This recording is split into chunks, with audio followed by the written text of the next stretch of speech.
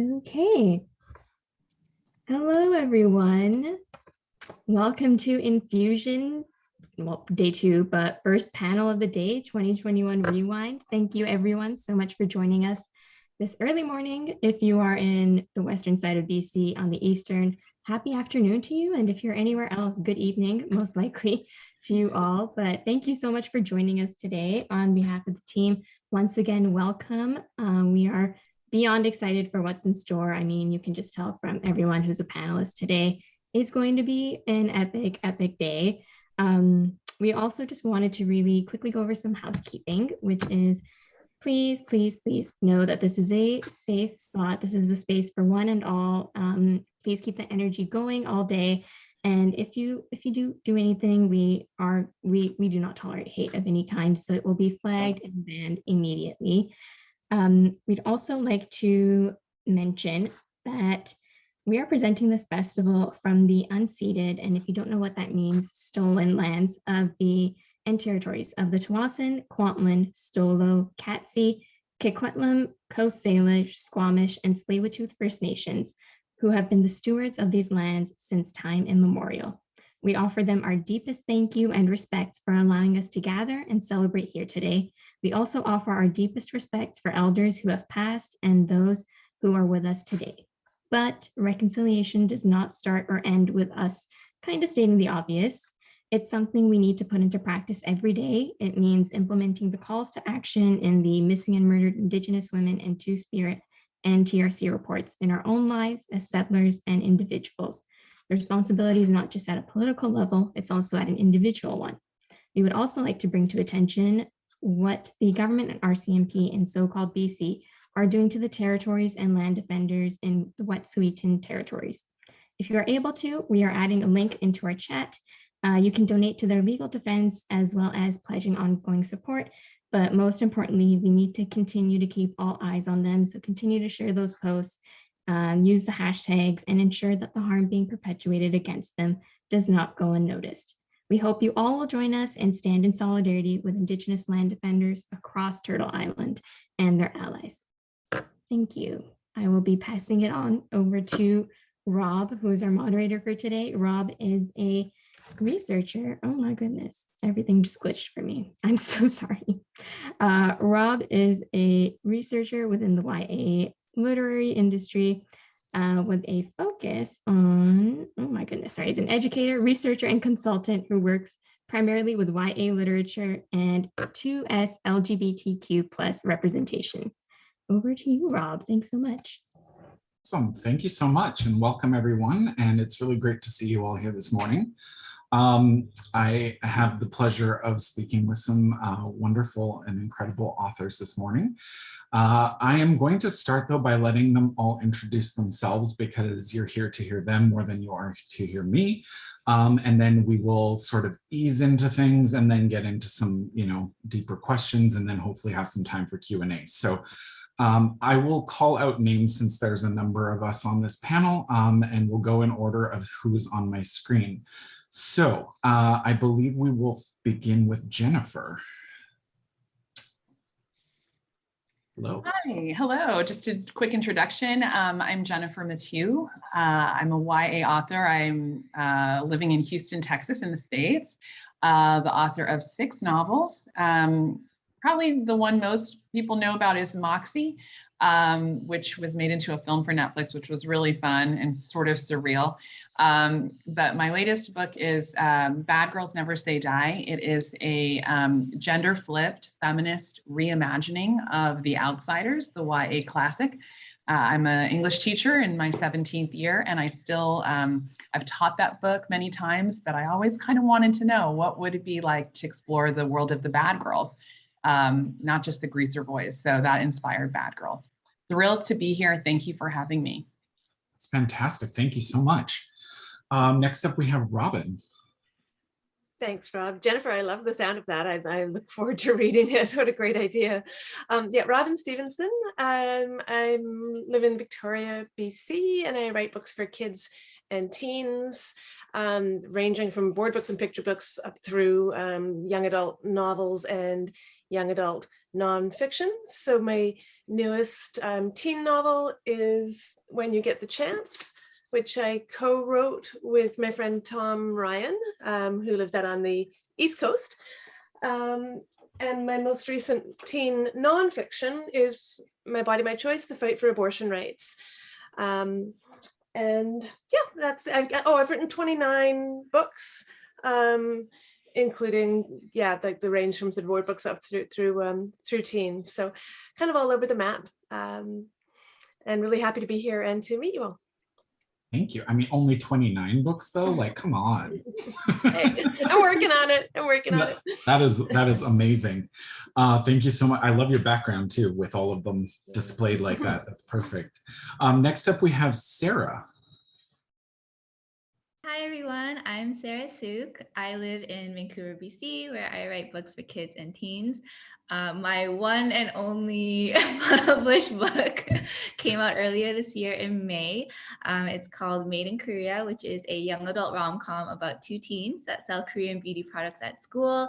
They go head to head to outsell each other and maybe fall in love along the way. They are in the, I will grab one. Excuse me while I reach over. It looks like this. So this is my debut book, and I'm really excited to be here with such amazing, prolific authors. So thank you for having me. Thank you very much. I love the cover, and I love the sounds of it. I can't wait to get my hands on it and read it. Thank you. Next up, we have Liselle. Sorry, who am I? Yeah, Liselle, sorry. Oh, yeah. I'm like, wait, where did my screen go?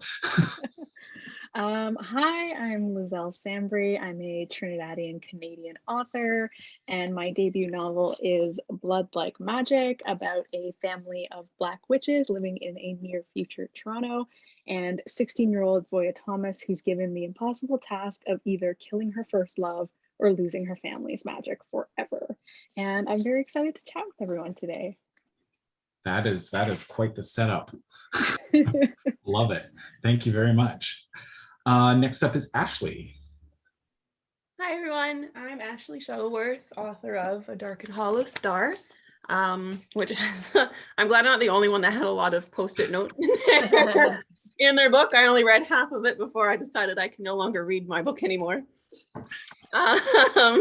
It is an LGBTQ plus YA fantasy about 4 queer teens who join together to investigate a series of ritualistic murders in the fairy community, and it is set predominantly in Toronto. That's it. That's all that's exciting about me. I am sure there is much more that is exciting and fascinating, and we will get to it, but thank you for that introduction. Next up, we have Cloey Kinney. I'm Cloey. I'm an author from the Maritimes, which is, if you don't know, just a potato field province. I have put out 6 stories so far, the most recent being Court of Monsters, which kind of explores the concept of what if the monsters we deemed monstrous aren't actually the bad guys. My TBR is getting really long listening to you guys, and I'm excited to be here also. Thank you. And last but certainly not least, we have Chloe Gong.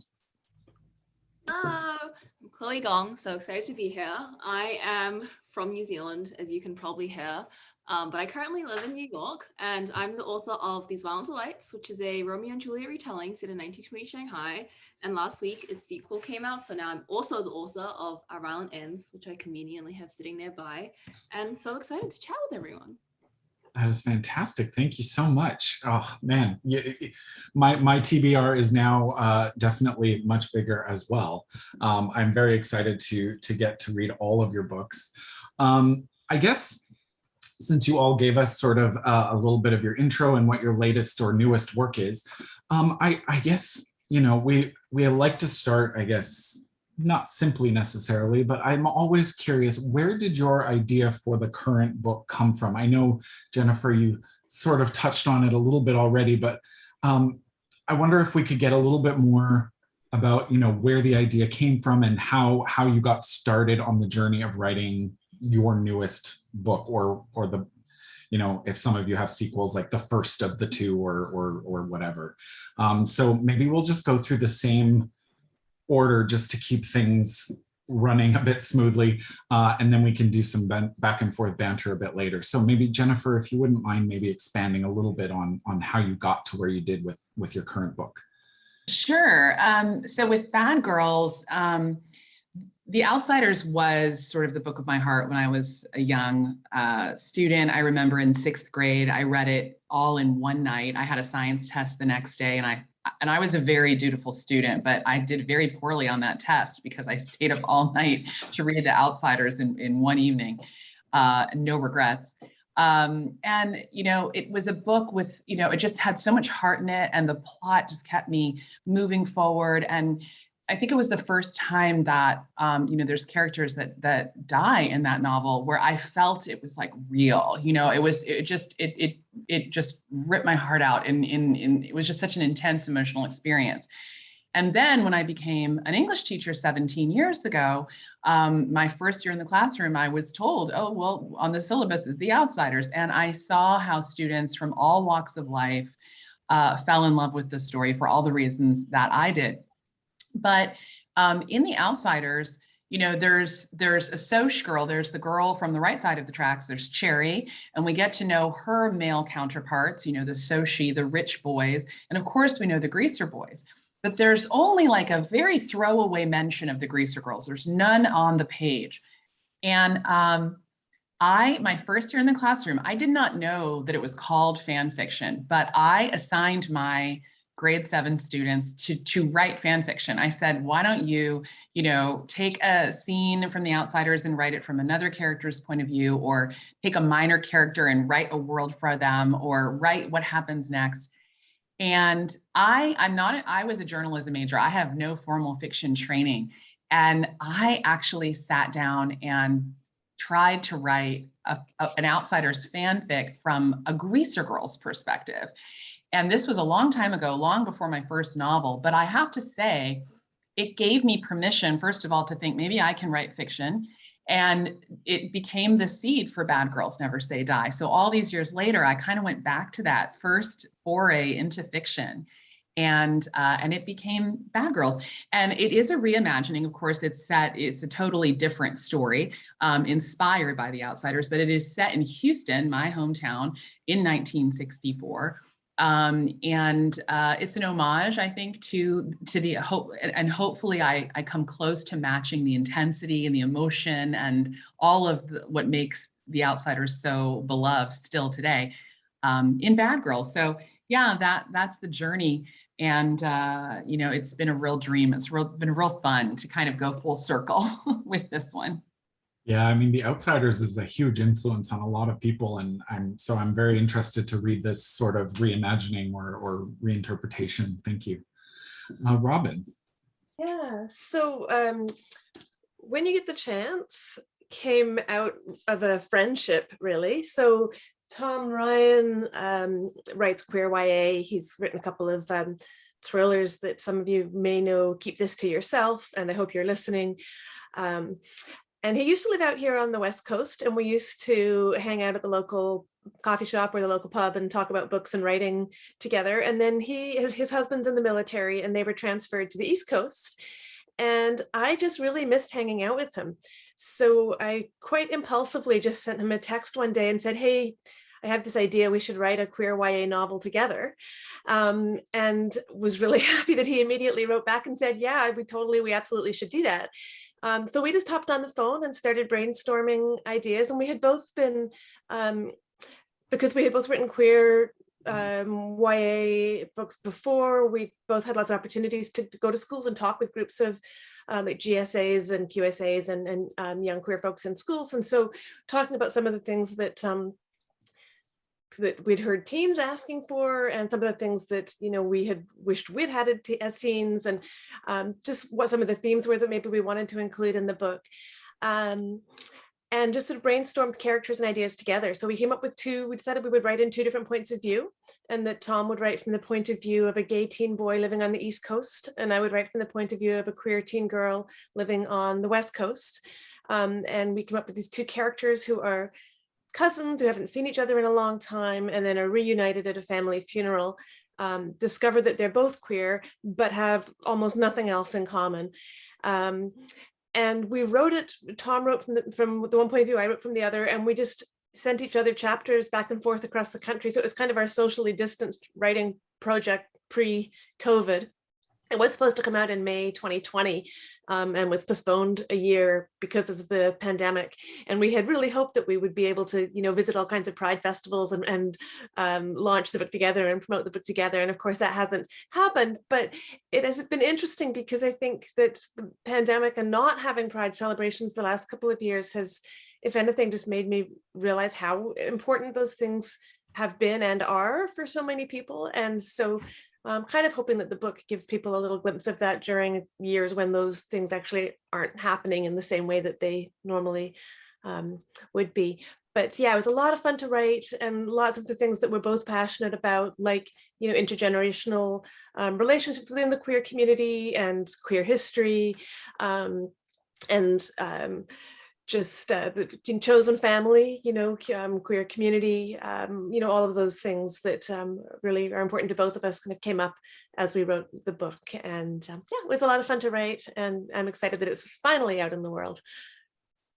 Awesome. Thank you. Yeah, I know it's been a bit of a journey, so I really appreciate you still talking about it with such enthusiasm and excitement after so long. And I mean, it is a fantastic book. That is one of them that I've had a chance to read, and yeah, so thank you for that. Sarah. So for me, Made in Korea came to be when I was actually on submission with another book. So I signed with my literary agent in 2018, I think it was now.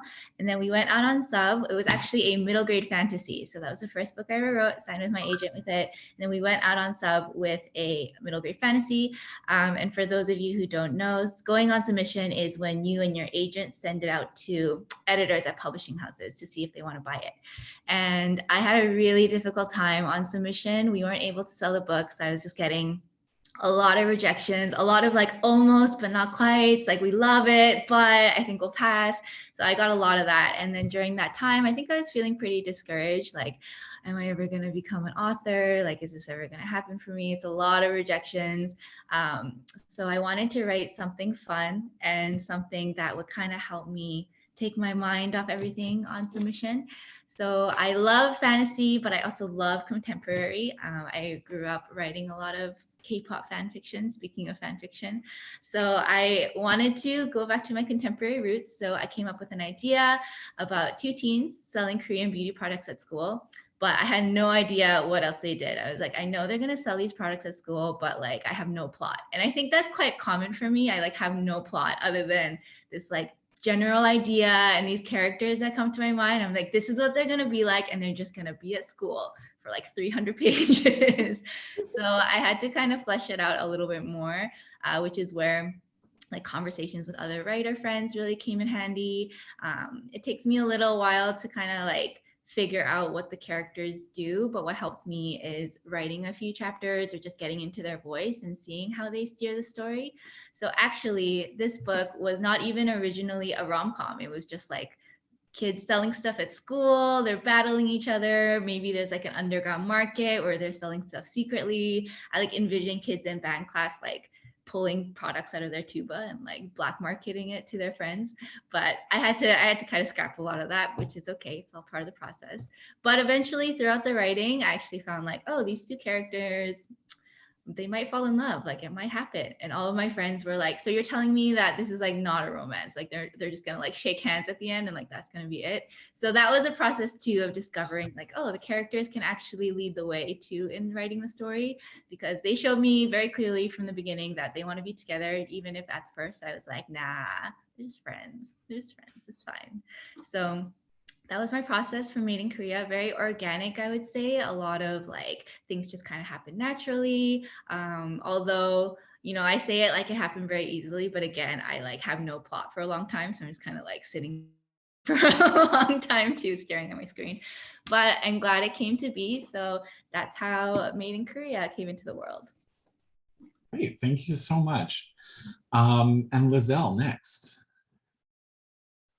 Yeah, so the idea for Blood Like Magic came about on the backs of kind of an idea that I didn't like very much. So it was NaNoWriMo which is National Novel Writing Month, in 2017. And I had started a different book. I was going to write a book about Death Reapers and that sort of thing. And I got like, it must have been like 10 days into NaNoWriMo, and I just realized I didn't care to write it. And I was living in Northern Ontario where I live now, but for the very first time. And I'd never lived that far from my family. I'd never lived that far from Toronto where I grew up. And I was really kind of dealing with being in a new environment. And I was missing my hometown a lot. And I really wanted to write something that was set in Toronto so that I could feel closer to my city and I could feel like I was there and I could feel more involved in the story. And I had this idea floating around in my head about a family of Black witches, because in media I had seen portrayals of Black witches, but they were very much like often the side character of the coven. They weren't like a main character. They sometimes didn't have love interest, things like that. And it didn't feel like a full celebration of what that could be.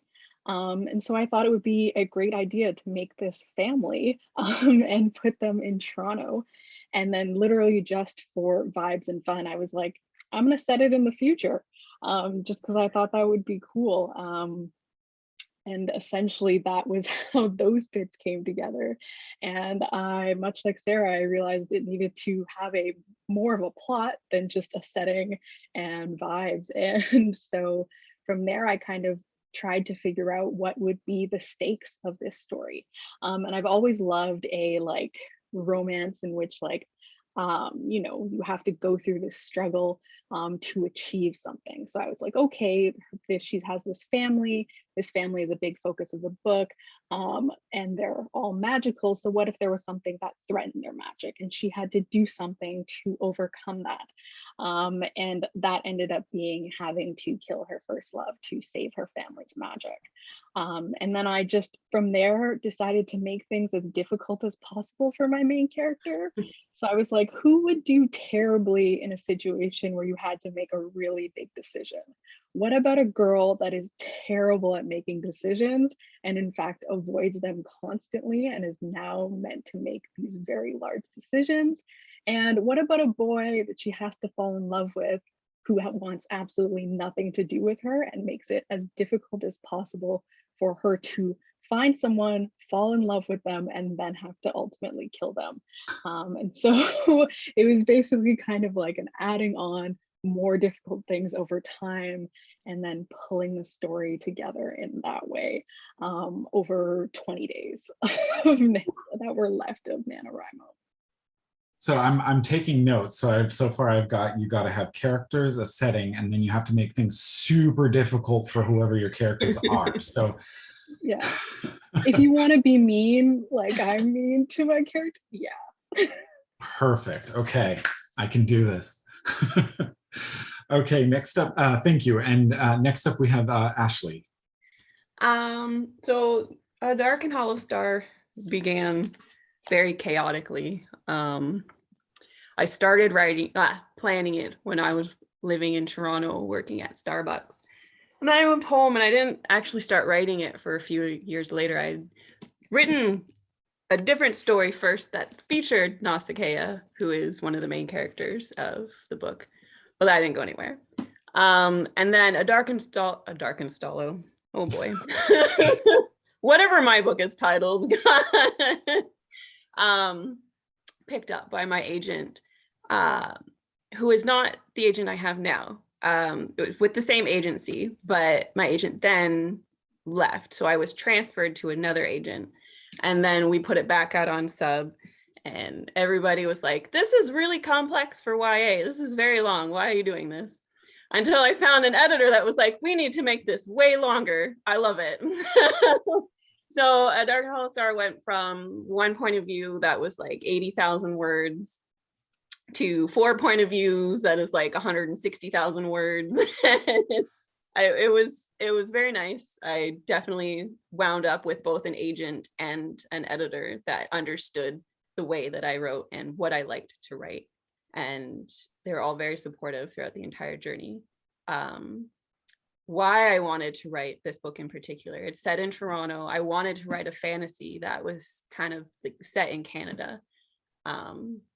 because most fantasies are set in the United States that are any sort of modern world. Most of them are set in the US. So I wanted to bring kind of Canada further into the fantasy map, but I also really wanted to do a fantasy that had queer representation that was just organically in it. As much as I love and adore all the queer issue books, I just wanted a fantasy that was like fan fiction. This is just normal. This is how life is, because that's how life is. Then that's why I chose to write sort of the way I did. All of my characters are queer in it, and it's just, that's the way they are. The story continues on. There's no real, I don't know. One character does go through sort of self-discovery, Arlo, but everyone else is just kind of like, and I'm lesbian, bi, gender fluid, and then continues on. But yeah. Fabulous. It's really great to hear or to have those kinds of stories as well. As someone who works a lot with like the 2S LGBTQ plus literature for like YA, it's like the, you know, majority of the history of it was all just issue books, and it was nobody could exist without having some massive struggle or like something. Which is all very important. Oh, yes, of course. Just wanted to add something different to the mix. Yeah. Yeah, exactly. More voices is always is a good thing. So thank you. Next up, we have Cloey Kinney. Again. So the idea for my book, it wasn't just to have it a really awkward title. It was all based off of a constellation. I live in the middle of nowhere. There's no cities or big infrastructures. So the stars, that was my entertainment at night. And the one that really caught my eye was Orion. And his belt, there's some very famous names like Beetlejuice or Bellatrix, which I couldn't use. So the next star option was Mesa. And the idea is kind of boring. It came from a dream I had in grade 9.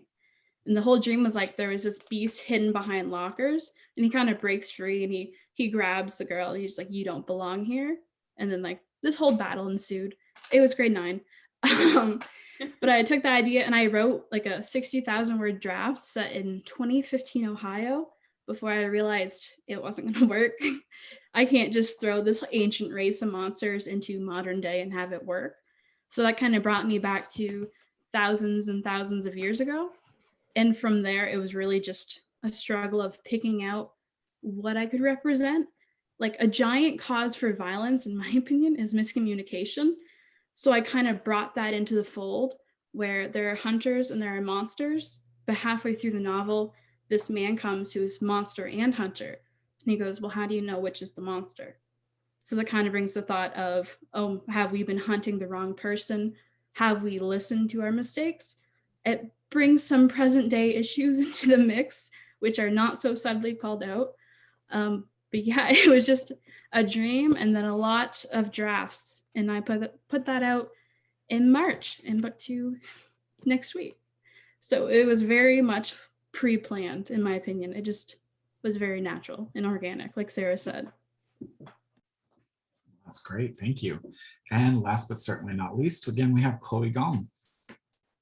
Hello. So my debut, These Violent Lights, was very much kind of the, I guess, tipping point of me moving from writing for fun into, I think I could write this for something professional. So throughout, These Violent Lights was like my 8th manuscript. So before that, in high school, I was constantly just pumping out like book after book, and they weren't they were real books, right? But they weren't like books that I could ever put on the shelves, because my first manuscript was just a complete ripoff of Kelly Armstrong's The Darkest Powers. And then like I wrote like 2 of those, and the one after that was just a completely dystopian ripoff. It was just a lot of fun and games, because I was like, you know, I'm 14. I'm just gonna do like 90,000 words of complete self-insert like original fiction, but feels like fan fiction, because it was just my hobby. Like I didn't really have anything else to do because I was a nerd. But once I got the idea for These Violent Lights, it was kind of mashing up, oh, I want to do a blood feud story, and I want to do something set in 1920 Shanghai, like gangster on land, very lawless, like the sense of just teenagers running amok. I sat down with it and I thought, actually, I think this might be the first idea I've had that feels like something I could see on the shelves. And it feels like something that if I was wandering the library, like, oh, I would pick this up and I could imagine it as a book, not just this thing like sitting on my iPad notes app. So I kind of went into it expecting that, okay, I'm going to take this seriously for once. I'm going to not just write it and then toss it aside. And I think I started the idea before I started college, and throughout the whole, like all of freshman year, I was just thinking about it because it was, once you have like a really serious idea, you want to percolate it on it a lot. And that was definitely me, like for this debut book. And then I ended up writing, I think, essentially the whole thing throughout the summer after freshman year. And it was funny because then I basically rewrote the whole thing again, like post sale. But as far as like how the idea came to be, it was just, it was the first one that just felt right. And I kind of had the elements just, I guess like book ideas come so differently, right? Like sometimes it's something that you've been thinking about for a while. Sometimes it's something you just decide to work on. And I think for this, the two elements of like Romeo and Juliet retelling 1920 Shanghai just kind of mushed together as soon as I decided what elements I wanted in it. And then the more I thought about it, the more that things fell into place as a skeleton. And then I had to rip apart the whole skeleton and rebuild it. But now we have a duology, so thank God it worked. Beautiful. That is amazing. So yeah, so this is great. So yeah, now we have character setting, do terrible things to them all. And then the fourth one I'm not so happy about is that I have to write it. So, but I hear that's a commonality, so I guess I'll work with it. So this panel is called 2021 Rewind, and I mean I want to keep things as light as we can, but it's also real. Rewinding to like, what was it like putting out a book or writing a book over the last little bit, with everything being what it is, with the pandemic and everything. How did that affect how you were able to be creative, whatever you consider that to be, or how was that in terms of trying to market your book or things like that, depending on what stage you were in? I'm kind of curious, and I think a lot of people are curious, how that affects authors, because often we just see the end product and we don't necessarily know everything that went into it, especially in this kind of, dare I say it, unprecedented times. So I wonder if we could talk a little bit about that. I don't know if we want to go in the same order or if people are just like dying to like put their hand up and start. If someone is, feel free. Otherwise, I'll just sort of pick names and we'll popcorn it. Anybody want to start? I can start. Oh, okay, Ashley, and then we'll go with Jennifer. I just because I think for a lot of authors, you kind of have an idea of what your debut experience is going to be like, or any like putting out a book is going to look like. For me, it was my debut book that came out in February. And at that time, we had just gone into another complete lockdown where like I couldn't go into bookstores and see my book when it came out or do any sort of live event or anything. And I know that a lot of other authors were in the same position. So it was hard in that respect, but I think also on another, because I haven't done this before, it was just sort of adapting as we went. I learned social media better, I guess. That became very important for a lot of authors, being able to market your book online, which is difficult because I'm not particularly social anymore. I think I was more social as a teen, but anymore I just don't. So learning things like Instagram was a curve, but I think that's been kind of the experience for everyone, is just everything changes so quickly and you're just kind of scrambling to adapt and figure out how to shout into the void, I guess, of Twitter and Instagram. But yeah, there were things, I know, I mean, like again, disappointments, and we're not going to pretend that it wasn't difficult because, again, like I said, you have an idea of what your debut or putting out a book experience is going to be. And it was definitely not, once again, sitting in my bedroom, being like, yay, I have a book out now. not even being able to see it. So it doesn't actually feel real yet, to be perfectly honest. I have finally an in-person event booked for next June, which is the first in-person thing I'll be able to do. And engage with an audience in a way that's different than a screen of panel like of my other authors. So yeah. Yeah, I hear that.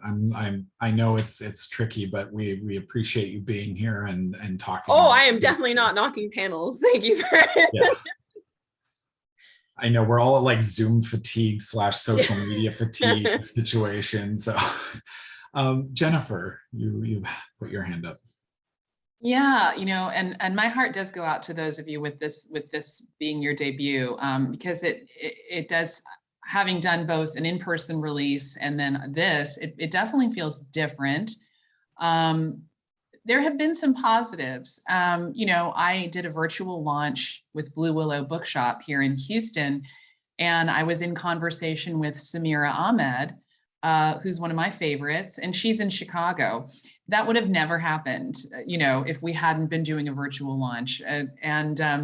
So, I've had these, and this experience, to do these experiences where I'm connecting with readers and, in other parts of North America, it's just been really lovely.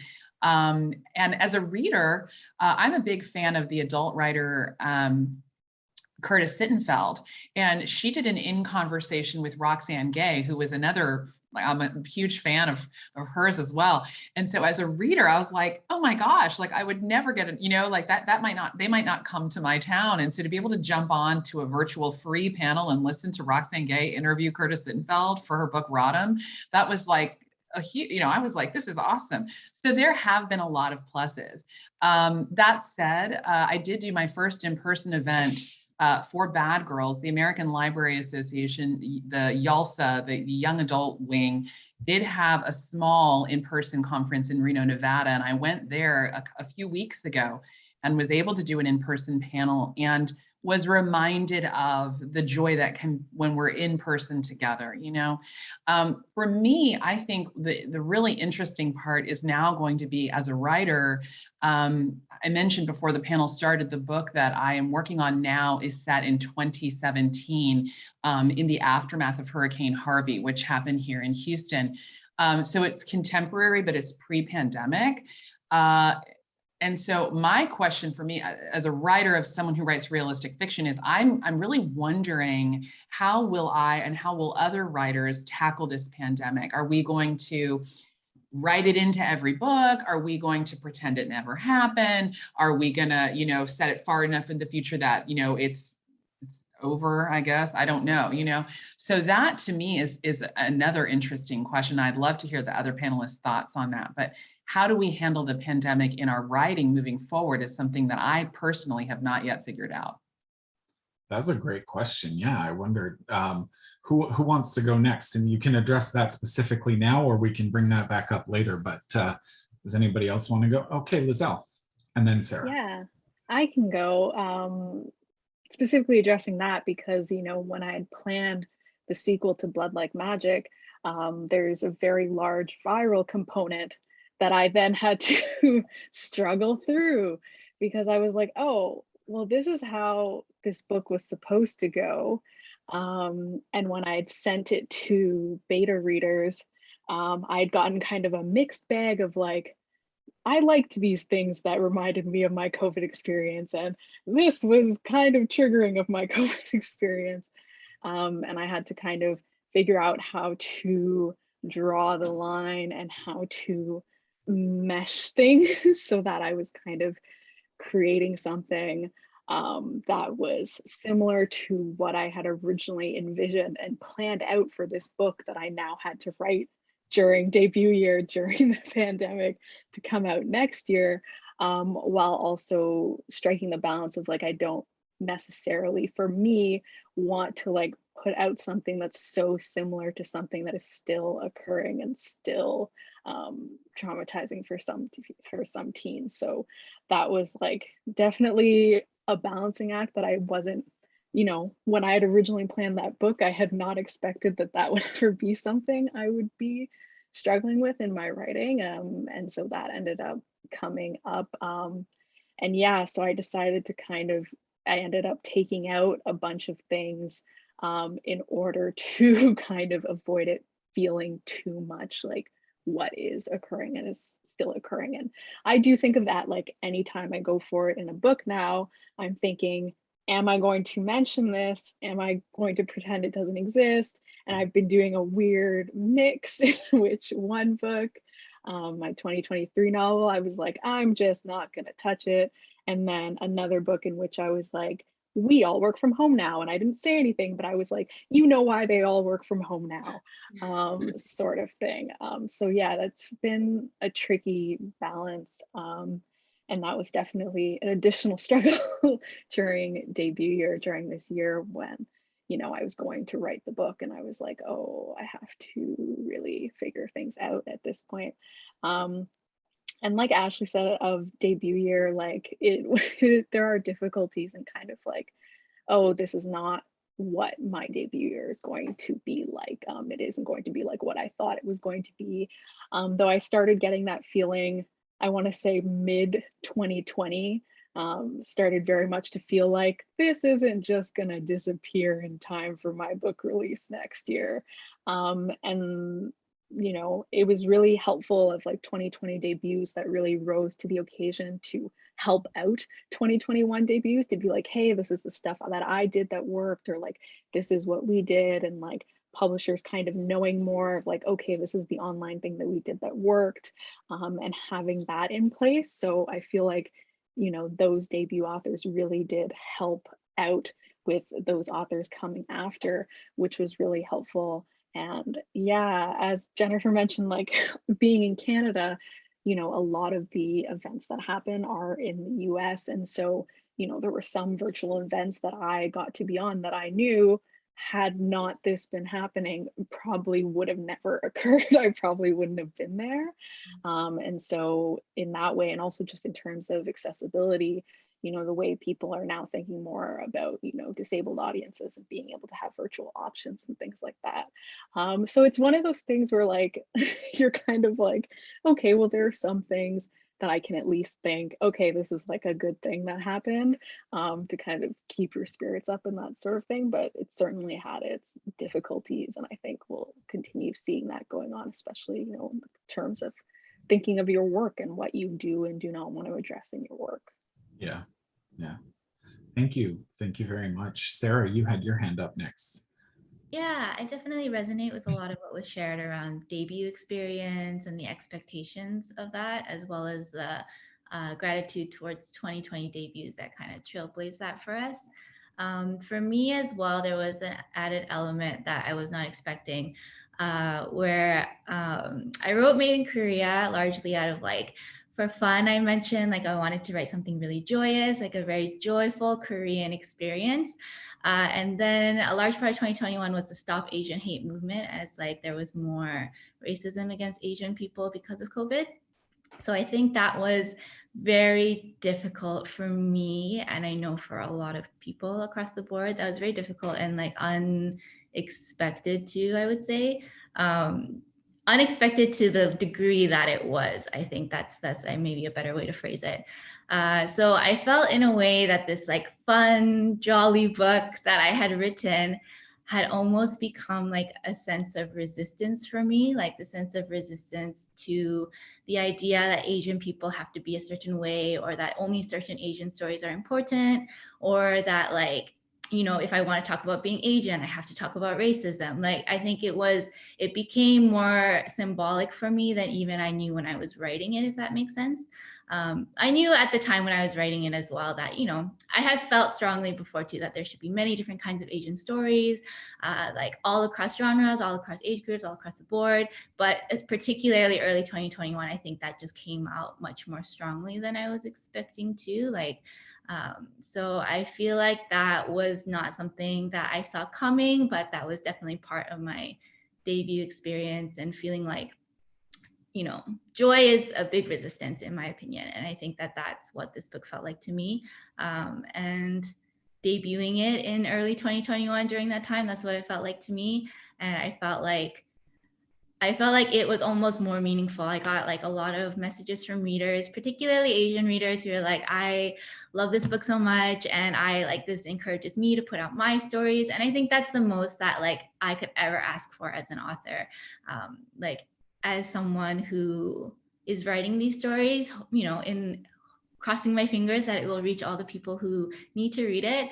I think that is really the most meaningful thing that I could receive, and to know that young Asian people will feel empowered to write their stories and put out their stories, because we need more of those stories. And I think that's what this year has really shown me. This year and last year has like really amplified that for me, that we need more of these stories, because obviously a lot of people still don't see Asian people as humans. So we need more stories to humanize us, to show us in all different walks of life, and to show us in all different scenarios, you know, serious stories, funny stories, silly stories, fantastical stories, like all across the board. So I feel like that was a really big part of my debut experience. Yeah, thank you. Cloey or Robin? Going off of that, Sarah, that was amazingly put. Oh my God. I very much felt the same with that, because 2020 and 2021 with COVID outbreaking, oh my God. Let me tell you, putting out a book set in China about a fictional disease spreading an epidemic and then COVID happening was a whole thing. It was huge, because when COVID broke out in 2020, at least before my book was releasing, there were things happening in the news that were direct parallels of what I was putting into my book. So I debuted November 2020, and it was just wild to kind of watch, like, you know, the very nature of like the Western blame like moving in. And so like 2021 became this strange thing where I was writing the sequel having known, like, with COVID as the background, whereas my first book in 2020 was written like years before, like before we even knew about all of that stuff. So it was a strange, almost creative endeavor to be writing about a fictional pandemic and then suddenly writing about like vaccines and, you know, spreading the wealthy, keeping a hold on it because they want to make profit. And some certain sides in my fictional world wanted to distribute it for free, and why that was so much better when it came to mass protection. And so it was just, it was strange to, it was like, anyone who reads like Our Violent Ends can kind of tell, I think, that it is very much influenced by discussions happening with COVID. And it was fascinating to me that the duology story started in a time before COVID, and suddenly it became more relevant than ever. But yeah, I think I'm really glad that I do have the story out there, like for classrooms to use maybe if they want to talk about it, and for just other like Asian diaspora readers who will see this and have something that shows them in a light that isn't, you know, horrible and whatever else the news was saying in 2020 and 2021. It's just something that shows them as these heroes of like stories of like love and like all of that. Because there's just not enough on the shelves right now. We're really trying. We're trying our best, and we're adding to it, and hopefully it's only growing from there.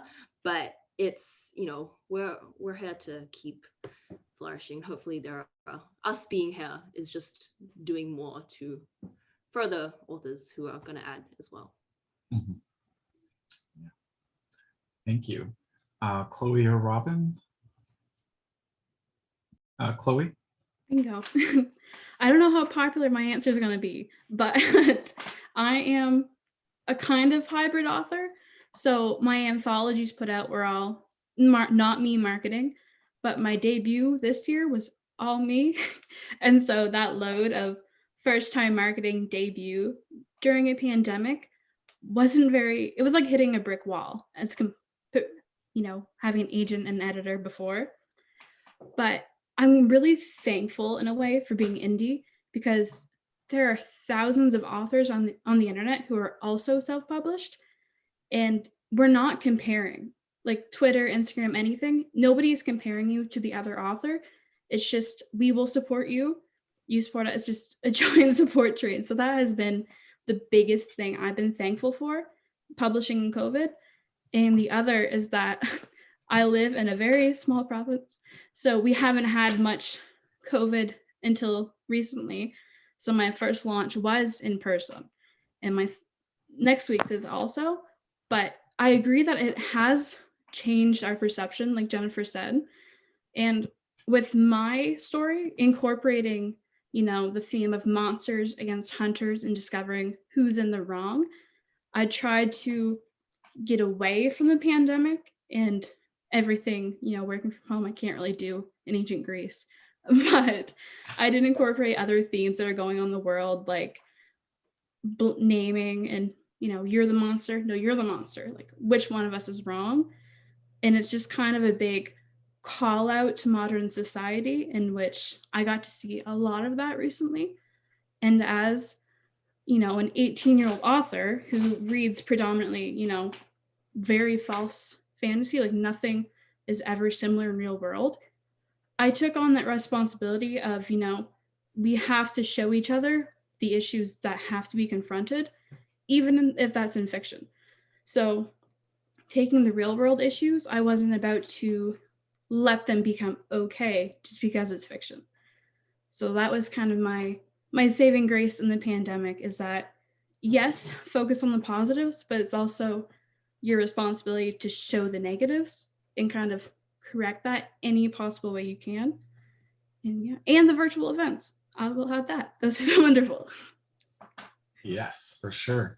And last but certainly not least, Robin, I know you had a bit of a journey, like you said, with when you get the chance, but yeah, I'll let you talk a little bit more. Yeah, I mean, I feel bad for people who had this happen with their debut, because I think that I would have been, far more crushed had that happened during my debut year. But yeah, it sucked. And I think particularly with this book, because Tom and I were so invested in the idea that we were going to get to celebrate this together, and that we'd be able to go and do events together and travel together, and of course none of that could happen. So that was disappointing. I think I was glad the book was postponed a year. I had another book that came out March 2020, which was just not a great time to bring a book out. So I think it was a good decision to postpone this one for a year. Sarah, I loved what you said about joy, and I felt like, putting this book out into the world, I know for a lot of queer youth, this pandemic has been so isolating, and I've talked to so many queer youth whose supports were, through their schools or from peers who during the pandemic found themselves in lockdown situations with families that they weren't out to or who weren't supportive. And so I think, putting out a book that is about queer community and queer joy and all of that at this time still felt good. I felt good about putting that book out into the world. And I have a little picture book, Pride Puppy, which also came out this spring. And same, in a year when parents aren't getting to take their kids to Pride, it's like, okay, here's a little glimpse of Pride. And I loved what you said about joy and resistance. So yeah, absolutely, all of that. I wish I had taken notes while you were speaking, because I think you just expressed that really beautifully. And at the same time, yeah, I mean, I really, really miss seeing people in person. I miss my community. I had a Facebook reminder today. 2 years ago, Rob, you and I were having dinner in Baltimore with a whole bunch of other writers, and I really miss those opportunities. I miss that I'm not getting to meet all of you in person. And at the same time, I don't actually get a lot of opportunities to meet fantasy writers in particular. So I'm really grateful for the opportunity to be here with you and meeting you virtually. I just followed you all on Twitter. So yeah, both of those things, grateful that we're able to still come together and connect with readers. And I know for many people, it's made these kind of events much more accessible than in-person events would be.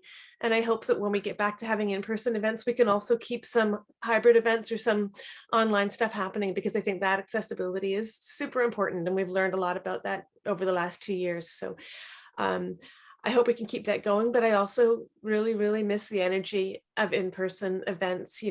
All of the people who've joined us today, I see your names on the screen, but I wish I could see your faces. I don't mean you have to turn your cameras on. I just mean, I miss those opportunities to come together with writing community and actually, meet people and sign books and shake hands and, you know, all those things which seem kind of strange now. And yeah, I hope we get back to that at some point, because I miss it a lot.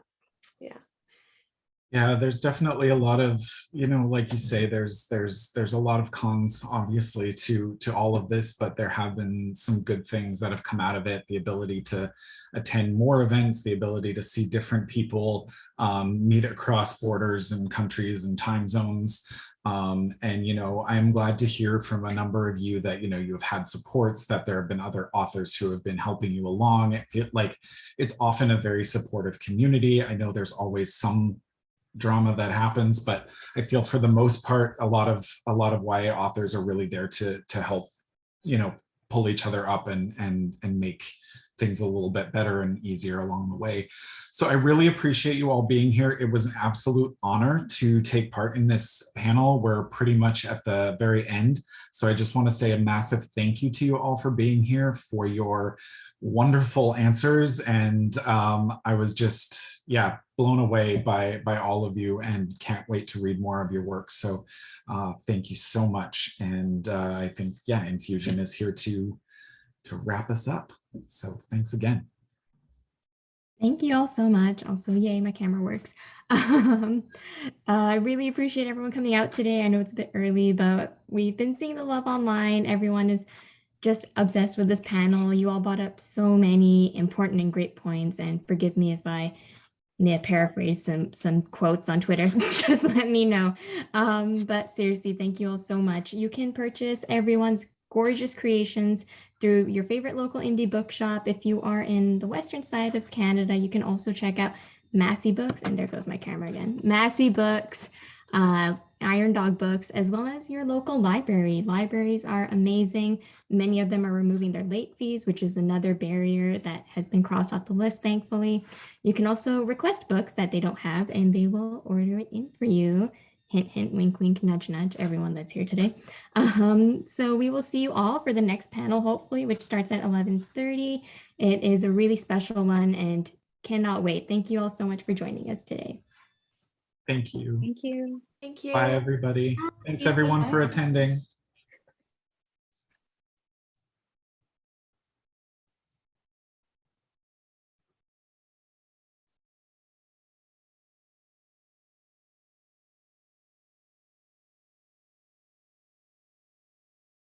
Ooh, thank Might you just all. stay I here will- all day. Yeah, no, right. I'm just going to quickly end this. Thanks, guys. Bye.